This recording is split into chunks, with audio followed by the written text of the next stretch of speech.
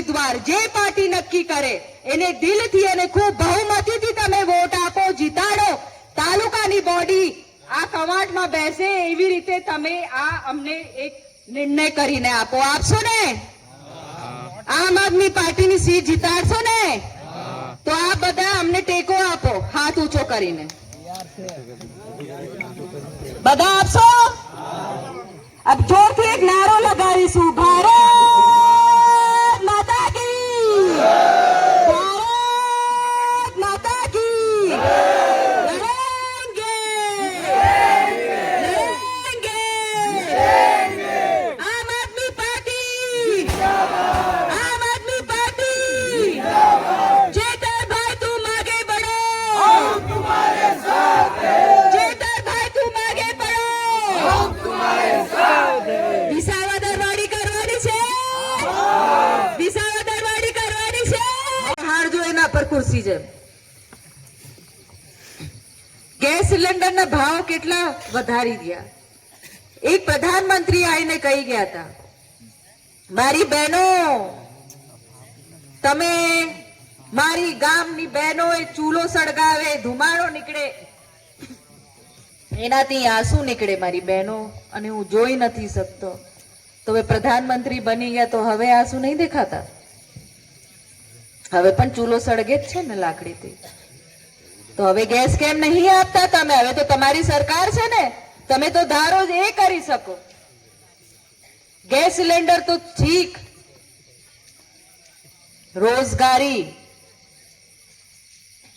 હું યુવાઓને પૂછવા માંગુ છું, કેટલા યુવાનો કોલેજમાં જાય છે?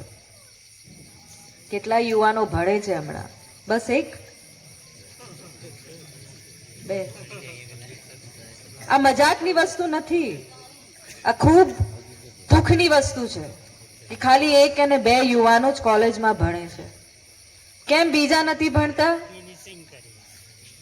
હું કારણ જાણવા માંગુ છું, અને એ કારણ તમને ખબર છે. આપણે ફીસ નથી ભરી શકતા, મોંઘી છે. હજારો રૂપિયા, કદાચ લાખો રૂપિયા માંગતા હશે. MBBS કરવું હોય, IAS માં જવું હોય. સાચી વાત? તો આ આપણા આદિવાસી બાળકો કોલેજ અને સ્કૂલમાં ભણે એના માટે એક સરકાર તરફથી શિષ્યવૃત્તિ મળે છે, સબસિડી. એ સબસિડી સરકારે બંધ કરી દીધી. તો ફીસ નહીં ભરી શકીએ આપણા યુવાનો. સાચી વાત? બંધ કરી દીધી હતી ને? તો બંધ કરી દીધી તો પહેલા વર્ષમાં અગર ફીસ આપી હશે તો બીજા વર્ષમાં જવા માટે તો ફીસ આપવી પડે. એ ફીસ આપણા પાસે ના હોય. કોલેજ શું કરે? કાઢી નાખે. તો કેટલા યુવાઓને કોલેજે એમનું ભણતર બગાડીને કોલેજમાંથી કાઢી નાખ્યો. એ કોલેજમાંથી નીકળી ગયા, એ બિચારાનું ભવિષ્ય તો ખતમ કરી દીધું. હવે આગળ તો ભણી નહીં શકતા ને.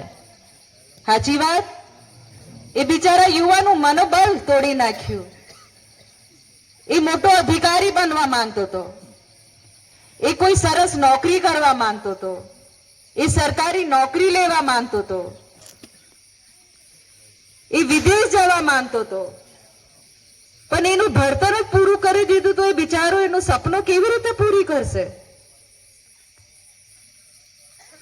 એ યુવાનો એક ઘર ચલાવે છે, મા બાપ પછી યુવા ઘર ચલાવે છે. સાચી વાત? એક બાજુ તો તમે શિક્ષણ છીનવી લીધું, જેનાથી એમને આગળ નોકરીઓ ના મળે. તો હવે તો નોકરીઓ પણ નહીં મળતી, રોજગારી પણ નથી. તો આપણે જીવાનું કેવી રીતે?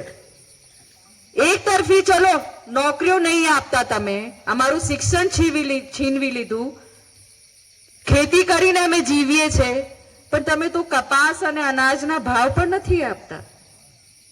સાચી વાત? તો બધી જગ્યા અમને માર પડે છે. અમે શું કરીએ? કેવી રીતે જીવવાનું? આ હસી મજાક નહીં, આ ગંભીર છે વસ્તુ. તમે આજે નહીં સમજો તો તમારી પેઢી પાસે કઈ નહીં રહે. આજે તમારી જમીનો પણ ખતરામાં છે. આજે તમારી જમીનો પણ ખતરા છે. ડુંગર વિસ્તારની પરિસ્થિતિ ખબર તમને? એ વિસ્થાપિત થશે, બિચારા ક્યાં જશે? વસાહતોમાં. વસાહતોમાં જે હમણાં રહે છે, તમે જાઓ એકવાર પૂછો રસ્તામાં, ઠેક ડભોઈથી અહીંયા, કેવી ખરાબ પરિસ્થિતિ છે એમની. ખારા પાણીમાં જીવે, પાણી પણ નહીં આવતું, આધાર કાર્ડ નથી એમના, ચૂંટણી કાર્ડ નથી એમના, એમનું અસ્તિત્વ જ નથી. એ જીવે છે, મરે છે, કોઈને ખબર જ નથી. કોઈ અધિકારી ત્યાં જઈને કામ કરતો નથી. કોઈ રાજકારણી, ધારાસભ્ય હોય, સાંસદો હોય, જતા નથી ત્યાં. તો કોને પૂછીને આપણા ઘરમાં તમને પૂછીને કોઈ પ્રવેશ કરી શકે? નહીં ને. તો આપણે આપણા ગામમાં, આપણી જમીનમાં કોઈ પૂછીને બારોબાર વેચી દે તો એ બરાબર છે? તો પૂછો અહીંયાના ચૂંટાયેલા ધારાસભ્યોને, સાંસદોને, કોણ તમને હક અને અધિકાર આપ્યું કે અમને પૂછ્યા વગર, કોઈ પણ ગ્રામ સભા વગર, અમારી સહીઓ વગર તમે જમીનો બારોબાર વેચી દીધી? પૂછો તમે. અને ગામ ખાલી કરાવતા 24 કલાક લાગશે, વાત તમે લખી લો. પોલીસ તો નહીં પણ મિલિટરી ખાલી કરાવશે.